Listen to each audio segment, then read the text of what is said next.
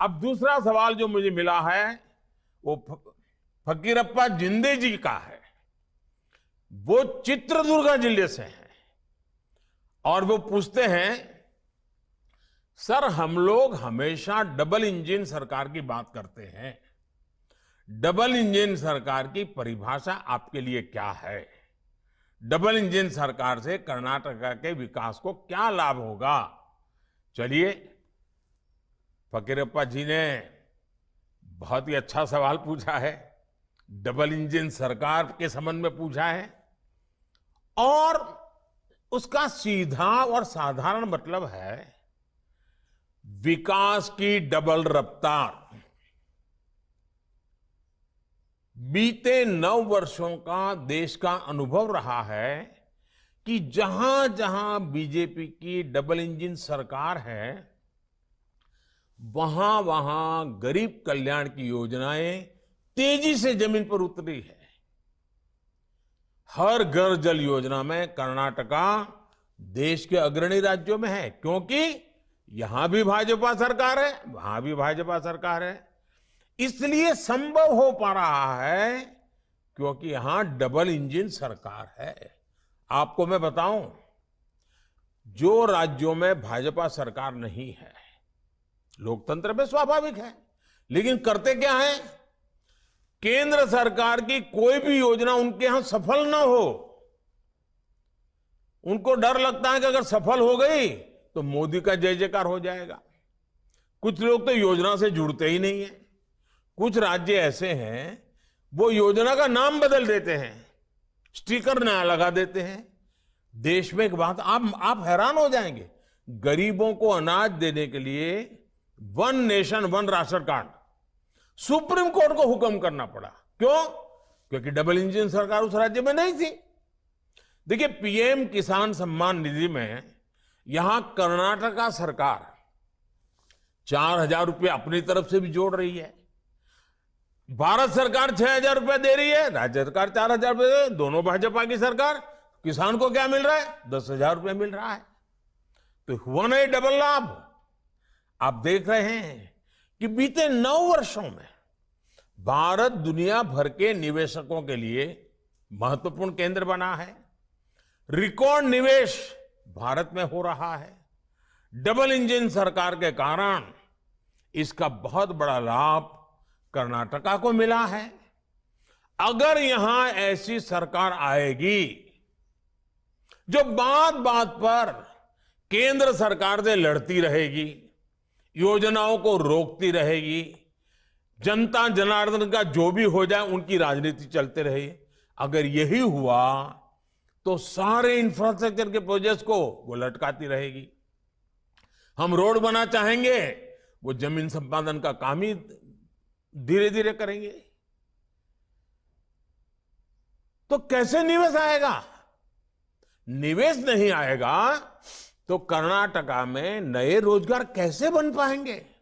यानी double engine की सरकार का न रहने पर जनता पर डबल मार पड़ती है।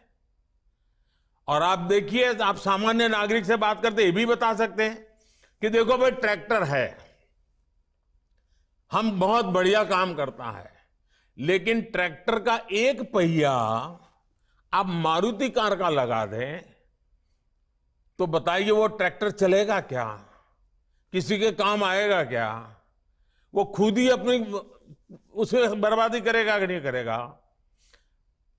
जैसे एक ही प्रकार की व्यवस्था गति तेज देती है, वैसे ही डबल इंजन की सरकार गति तेज देती है। छोटी छोटी बातें लोगों के साथ बैठ करके समझाइए, मतदाताओं के साथ चर्चा करके बताना चाहिए और बूथ लेवल पे बताना चाहिए। लंबे लंबे बड़े भाषण करने की जिम्मेवारी जिसकी है वो करेंगे। हम कार्यकर्ताओं को तो बूथ को ही जीतना है और बूथ पर ही हमारी शक्ति हमें लगानी है। तब डबल इंजन सरकार का असली मतलब समझ लोगों को आ जाएगा। साथियों, जब भी भाजपा को सेवा करने का मौका मिलता है तो विकास की स्पीड और स्केल दोनों बढ़ जाती है। अब जैसे कुछ पार्टियां कह सकती हैं कि वो जो सत्ता में थी तो वो भी आवास से जुड़ी योजनाएं चलाती थी। तो ऐसे में भाजपा अगर आवास से जुड़ी योजना चला रही है तो उसमें नया क्या है, ऐसा बोलते हैं। इसका ही उत्तर है स्पीड और स्केल, सोच और अप्रोच। अब मैं आपको बताता हूं कि आवास योजनाओं में हमने क्या बदलाव किए।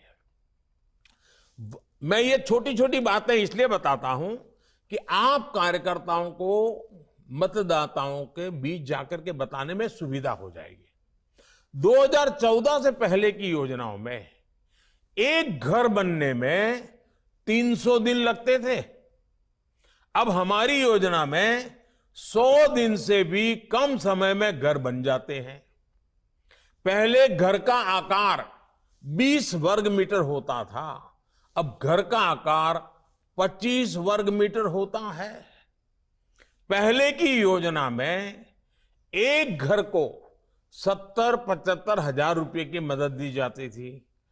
अब यह मदद 1,30,000 रुपए यानी करीब करीब डबल कर दी गई है। इससे भी बड़ी बात यह है कि ये पैसे अब सीधे लाभार्थी के बैंक अकाउंट में भेजे जाते हैं। कोई बिचौलिया नहीं, कोई कट की कंपनी नहीं। पहले की आवास योजना में लाभार्थी की पसंद का बिल्कुल ध्यान नहीं दिया जाता था। हमारी सरकार की आवास योजना में घर उसमें रहने वाले परिवार की पसंद के हिसाब से बनता है।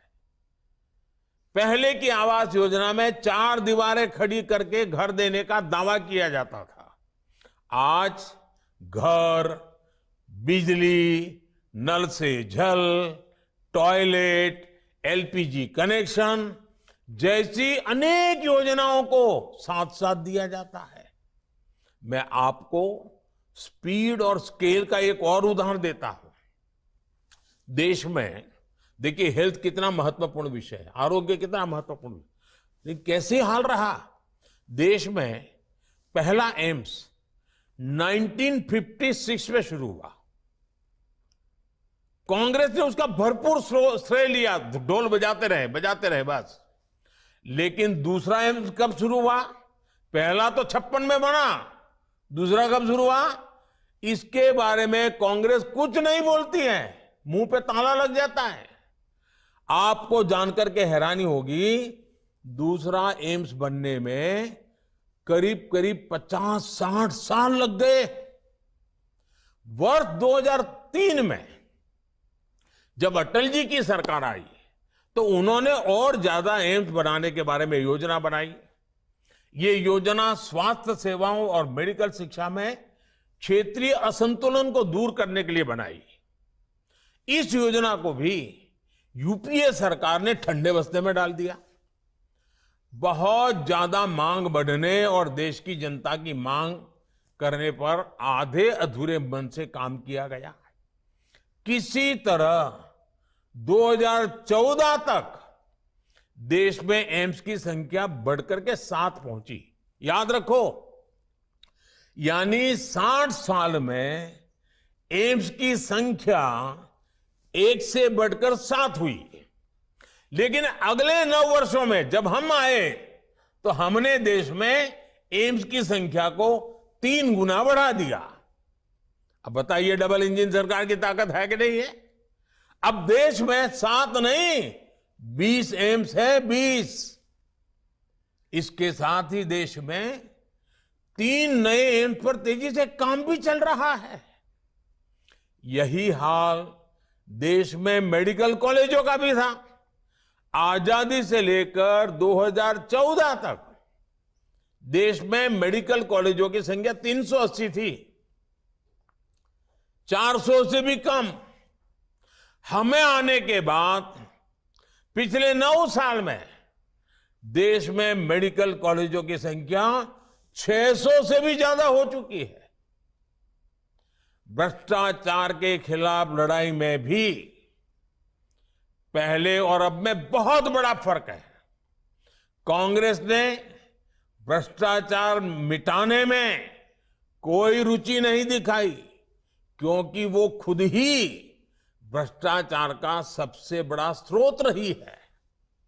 वर्ष 2014 के बाद करप्शन से लड़ाई में कितना तेजी आई है, ये पूरा देश देख रहा है।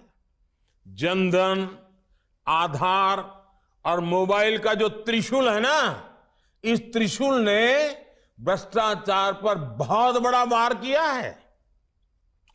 डायरेक्ट बेनिफिट ट्रांसफर ने देश के 2,75,000 करोड़ रुपए, याद रखिए, 2.25 लाख करोड़ रुपए जो चोरी होते थे, गलत हाथों में चले जाते थे, भ्रष्टाचार होता था, वो पैसे बचा लिए गए जो आज गरीबों के, देश के युवाओं के काम आ रहे हैं। ये जनता के वो पैसे हैं जो बिचौलियों की जेब में चला जाया करते थे। हमने गवर्नेंस के हर क्षेत्र में स्केल, स्पीड, सोच और अप्रोच में आमूल चूल बदलाव किया।